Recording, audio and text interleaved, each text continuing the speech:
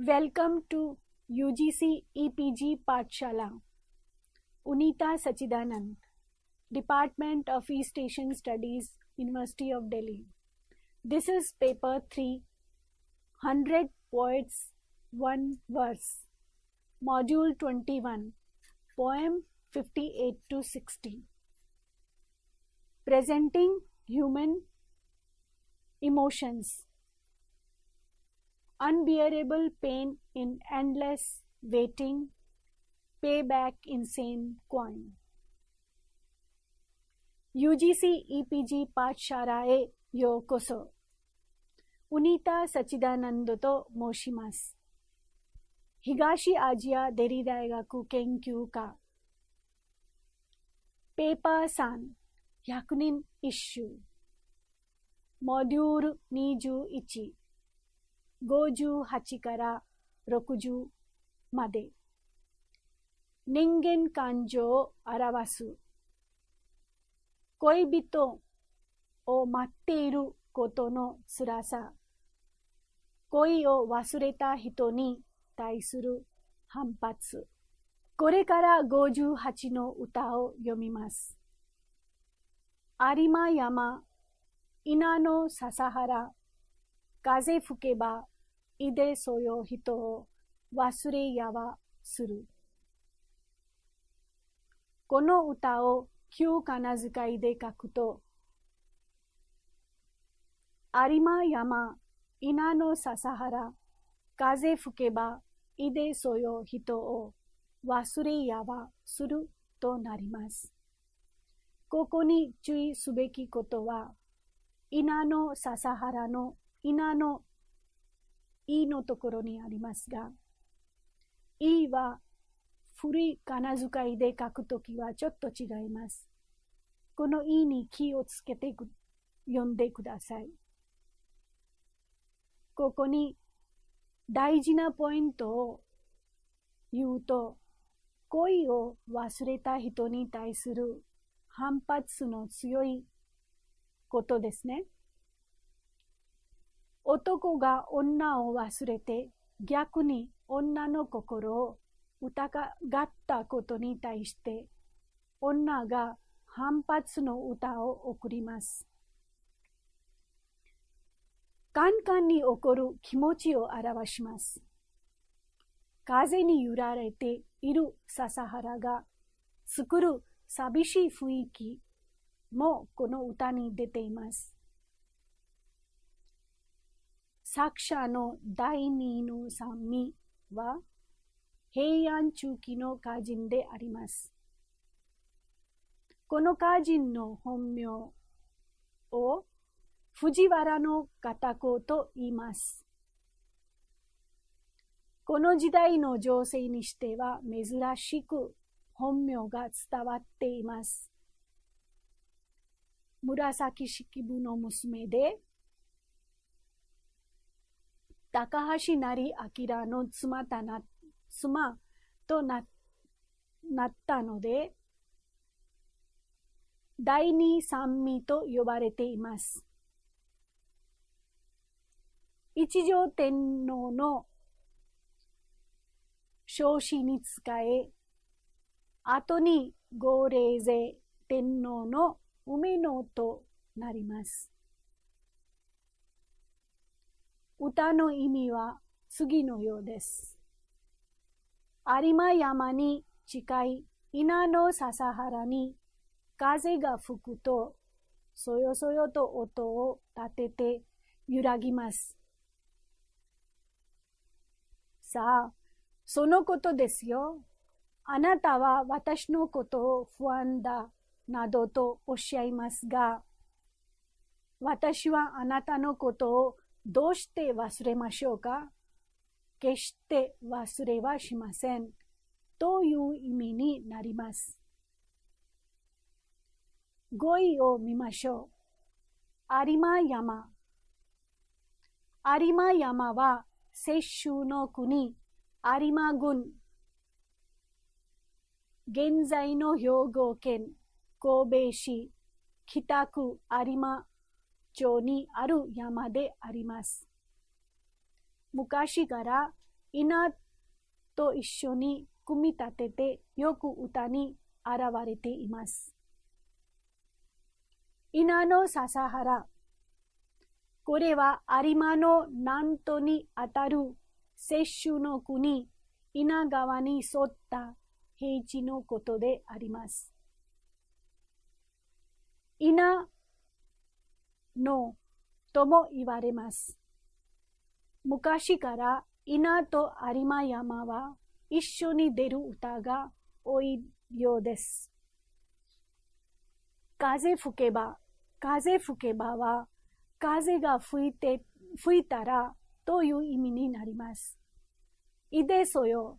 このいではいやはや全くなどの意味の副詞で、そよは笹が立てるサラサラというハズレの音を示すとともに、そうよ、だとか、そうなのよ、などの意味もあります。二重の意味を持つ掛け言葉であります。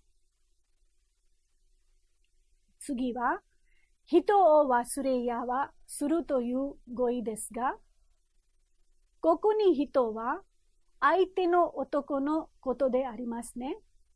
相手というのはここに恋人のこともありますね。どうしてあなた人を忘れることができるだろうというような意味であります。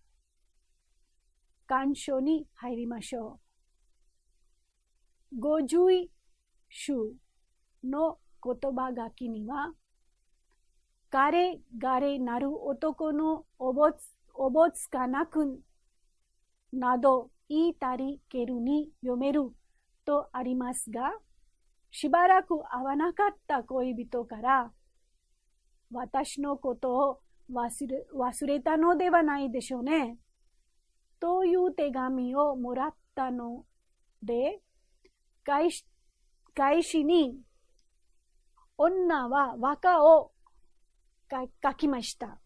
笹原のそよそよという擬音と返事としてのそよ、現代語だとそよをかけた吉に富みながらも可愛らしい和歌であります。もう一度大事な語彙を見ましょう。風に吹けばというのは、稲の笹原に風が吹いたら、稲の笹原はここに大事な語彙です。笹原は風が吹くとそよそよ風をします。その擬音でそよそよという音がきますね。有馬山も大事な場所ですが、いでそよ、いではいいえとかいやはや、そよはまたそよそよ風のこともあるし、現代語のそうよ、そうなのよ、そうだよという意味も入っていますが、ですからそうよをここに使って掛け言葉を使いたかったんですが、この掛け言葉も何回もこの百人一首の真ん中に来ていますので、ここまで多分皆さん分かっているだろうと思います。これから59の歌です。まず歌を読みます。安らわでねなましものをさよふけて傾くまでの月を見しかな。この歌を旧仮名遣いで書くと、安らわでねなましものをさよふけて傾くまでの月を見しかなとなります。ここに気をつけていなければならないことは、安らわでの和ですね。旧仮名遣いで書くと和ははを書きますが、読むときは和になります。ですから、ここにはと和の違いに気をつけてください。そしてここに大事なポイントを言うと、男を一晩中待っていましたが、けれども来ませんでしたとかね。男を一晩中待っていたことの寂しさが示されています。きっと訪れる期待が崩れてしまいました。夜明けまで待つ女の悲哀とか辛さがきれいにこの歌の中に出されています。作者は赤染右衛門ですが、平安中期の歌人です。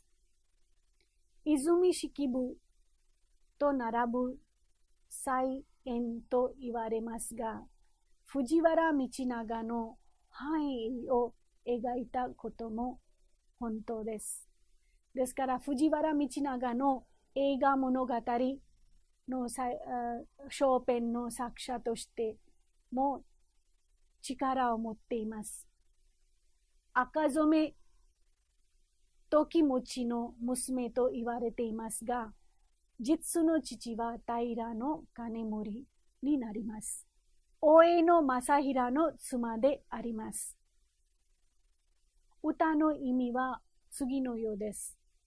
来てはくださらないものと初めから分かっておりましたらならば、ためらうこともなくて寝てしまったはずなのに、あなたをずっとお待ちしていて、とうとう夜が更けて西の山に沈もうとするまでの月を見てしまったことです。という意味になります。5位に入りましょう。安らわで、まず安らわは、ためらう、ぐずぐずする意味です。ではないの意味です。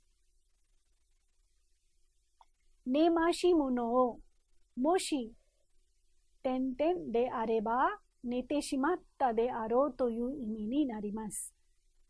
傾くまでのは、ここに、傾くは、月が西に傾くことです。夜明けが近づいた様を表します。月を見しかな、月を見たことですよ、という意味になります。これから鑑賞です。訪ねてくると言っていた恋人を待ちわびる切なさや苛立ちが手に取るようにわかる和歌であります。待ちぼうけを食らわされた姉妹の代わりに、その恋人である藤原の道高へ当てて詠んだ歌であります。この一首は合水集にあります。合水集にある関白藤原道高が少々だった頃、赤染右衛門の姉妹に、今晩行くからと言ったのにやってきませんでした。その翌朝、姉妹に代わって読み送ったのがこの歌ですということになります。もう一度大事な語彙を見ましょう。安らわで、安らわはぐずぐずすること、ためらうことです。ではないですね。ぐずぐずしないとか、ためらわないことになりますが、ねましものは寝てしまったでしょう。傾くまでのというのは、この歌に傾くするのは月ですが、月が西の方に傾くまで私はずっと見ていましたというのは、月をずっと見ていました。ですから、あなたを待っているうちに、待ちながらずっと寝ないで月を見ていました。月は西に傾いているまであなたを待っていました。ということですが、この辛さはこの歌に示されています。これから60の歌です。60の歌を読みます。大江山、行くの道の遠ければ、まだ踏みもみず、天の橋立。もう一度読みます。大江山、行くの道の遠ければ、まだ踏みもみず、天の橋立。この歌を旧仮名遣いで書いてみると、大江山、行くの道の遠ければまだ踏みもみず、天の橋立となりますが、皆さんここに大江山のお2番目に来るおはほになっていますが、読むときはこれはおになります。ですから大江山は本当に書くとおほえ山になりますが、読むときにはほはおに変わって大江山になります。行くの道の遠ければのところのとおのおはほと書きますが、読むときはほはおに変わります。ですから、遠ければは遠ければになります。ここに大事なポイントを言います。3つの有名な地名は、1つの歌に来ることと、行くと踏みのような掛け言葉を一緒に使って、娘の公式内部内心の自分自身の才能が乱される歌だと思われます。ですから、この3つの場所が、有名な場所は一つの歌に来るということは、とても大事ですね。ですから、行くと踏みのような掛け言葉も大事です。はい。ですから、作者の紹介に入ると、作者の公式部内史は平安中期の歌人です。立花の道定と泉式部の娘で、年少の頃から歌の才能を表しましたが、20年代で早く死にました。一条天皇の中宮の藤原の彰子に仕えました。母と区別するために公式部と呼ばれていました。それで歌の意味に入ります。大江山を越え、行くのを通っていく道は遠いので、まだ天の橋立の地は踏んでみたこともありません。まだ母からの踏みも見ていません。という意味になります。語彙に入ると、大江山。大江山は、丹波国桑田郡、現在の京都府西北部の山のことであります。行くのの道。行くのは、丹波の国、天田郡、現在の京都、福祉ち山、あざ、行くのにある地名で、単語へ行くには、行くのの里を通った。この行くのには、のを行く、の行くをかけています。次には、遠ければ。遠ければは、遠いのでという意味になります。現代語とちょっと違いますね。まだ文も見ず。この文に、文と文、文の文ですね。つまり手紙を書けた書け言葉であります。行ったこともないし、母からの手紙もまだ見ていないということを重ねて表している語彙ですね。次には、天の橋立という語彙ですが、丹後の国与謝郡、現在の京都府にある名所で日本三景の一つであります。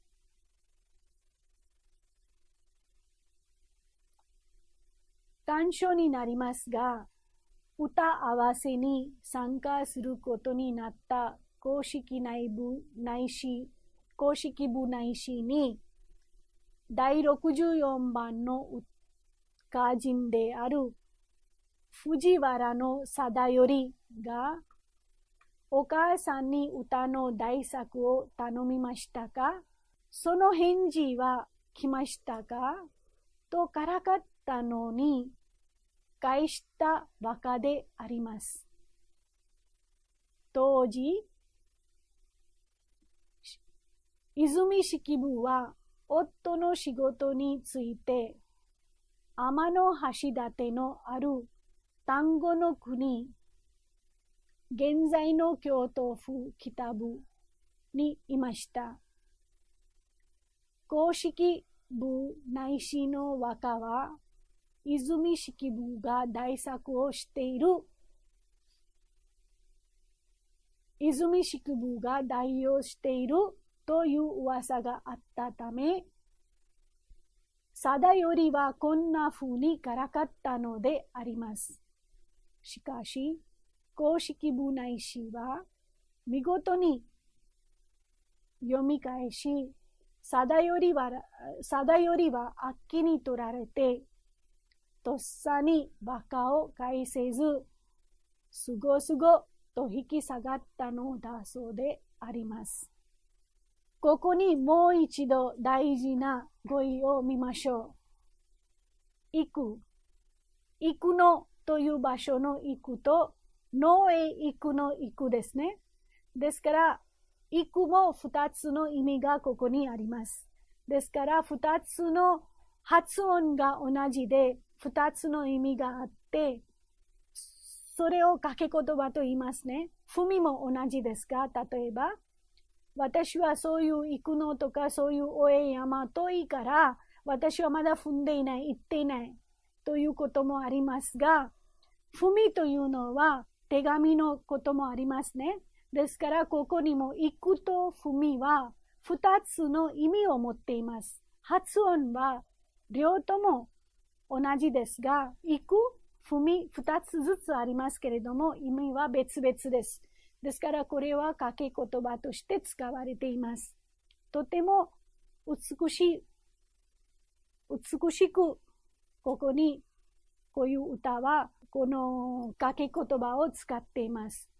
おえ山は行くのと天の橋立と関係があります。おえ山、行くのと天の橋立は三つとも場所の名前ですが、とても有名な場所です。例えば、日本の三景とか美しい三つの場所は一つの歌に来ているのも面白いです。ですから、おえ山へ行くのにとても時間がかかるし、そしてまだ私は言っていないとか踏んでいないということを、歌人の公式部内師が言いますが、それをもう一度見てください。